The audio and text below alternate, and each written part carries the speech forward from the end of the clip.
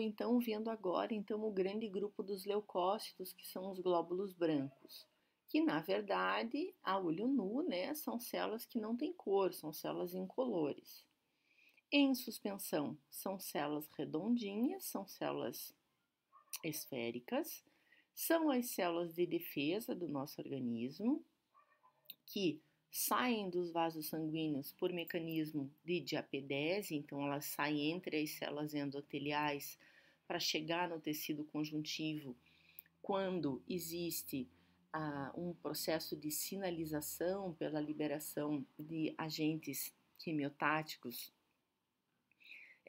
que são liberados por um tecido lesado, lesionado, e chamam essas células para resolver esse mecanismo inflamatório ou infeccioso, então elas saem dos vasos sanguíneos.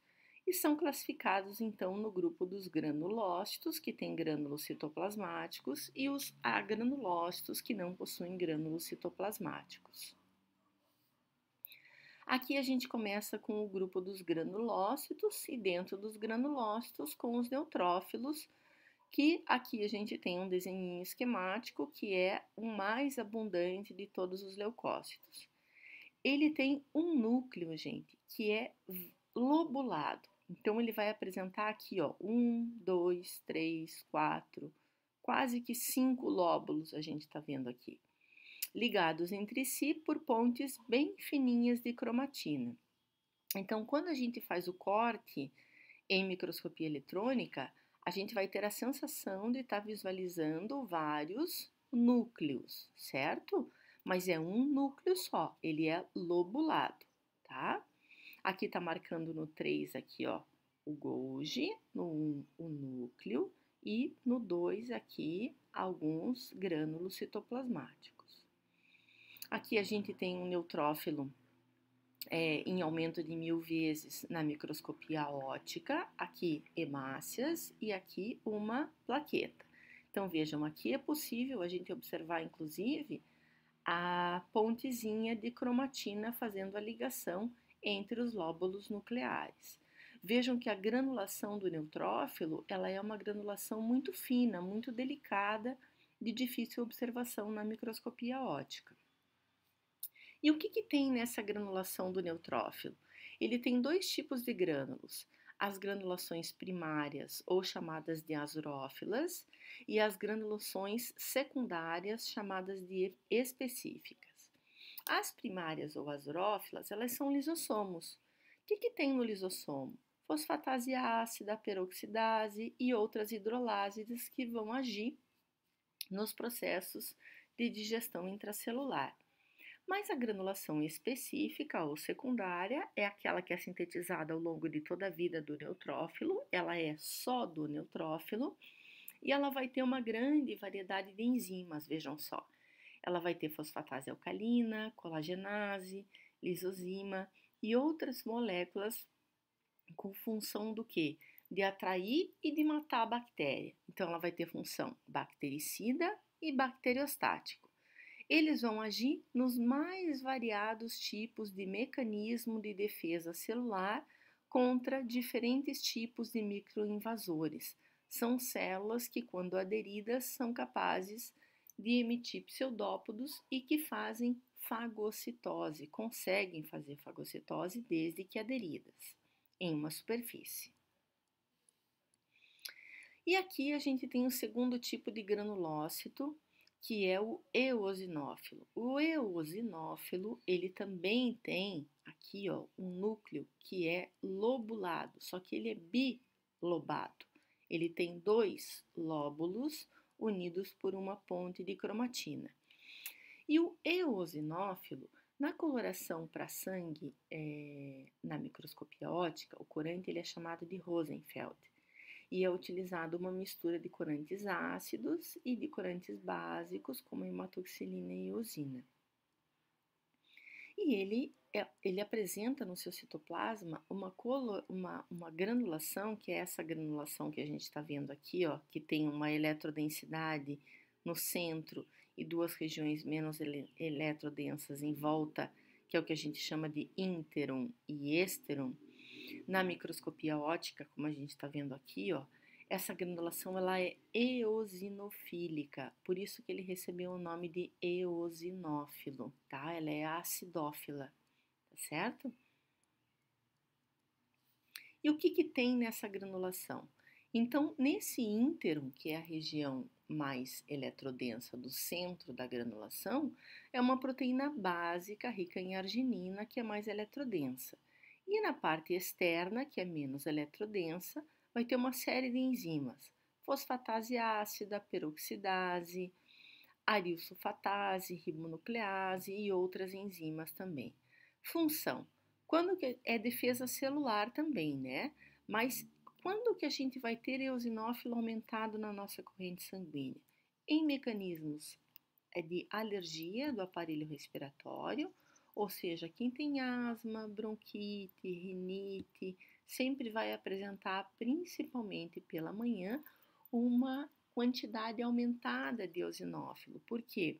Eles fagocitam e eliminam complexos de antígeno e de anticorpo, que é o que se formam nesses mecanismos.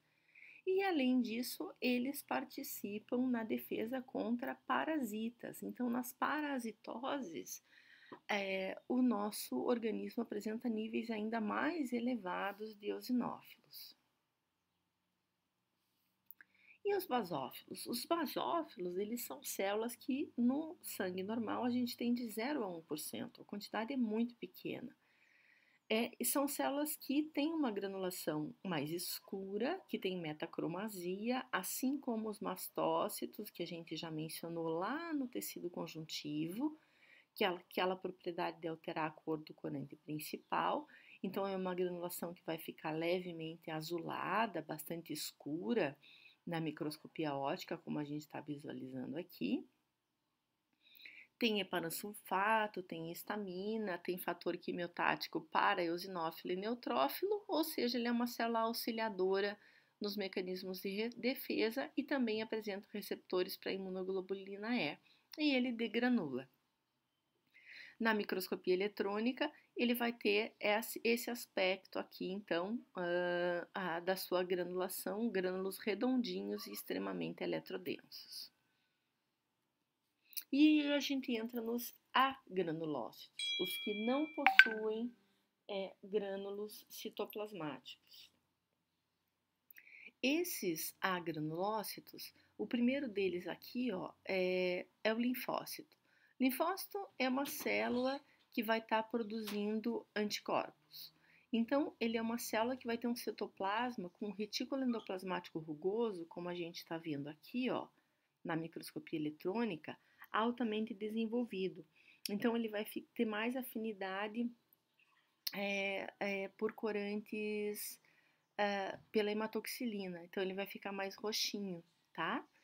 Ele tem uma basofilia discreta nesse citoplasma. São células recirculantes, ou seja, podem sair da corrente sanguínea, ir para os tecidos e voltar para a corrente sanguínea.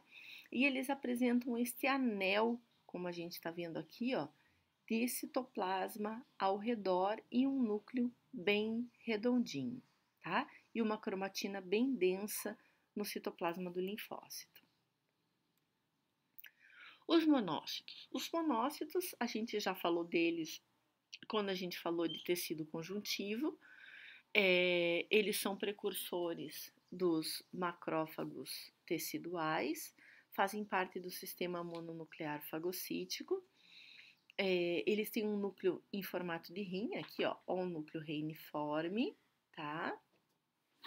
Ele geralmente, né, um pouquinho fora do centro.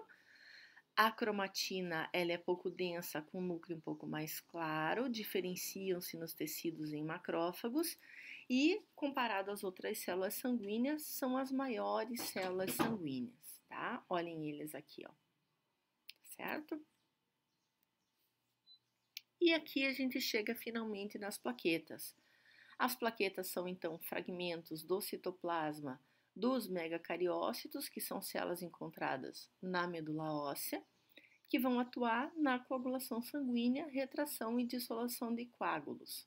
Tem um tempo de vida médio de 3 dias, ou seja, a cada 3 a 4 dias, a gente tem a renovação de cerca de 300 a 400 mil plaquetas no nosso sangue periférico. E nesse último slide, só para a gente visualizar a célula que dá origem, então, às plaquetas, que são essas células grandes aqui, vejam como ela é muito maior. Isso aqui é um esfregaço de células da medula óssea, que são os megacariócitos. Então, aqui, ó, através, estão vendo reentrâncias aqui na membrana plasmática, vão pinçando aqui, ó, e vão formando as plaquetas. Então, são fragmentos do citoplasma dessas células que vão para o sangue periférico e vão atuar na coagulação sanguínea. Ok, gente? Era isso, então.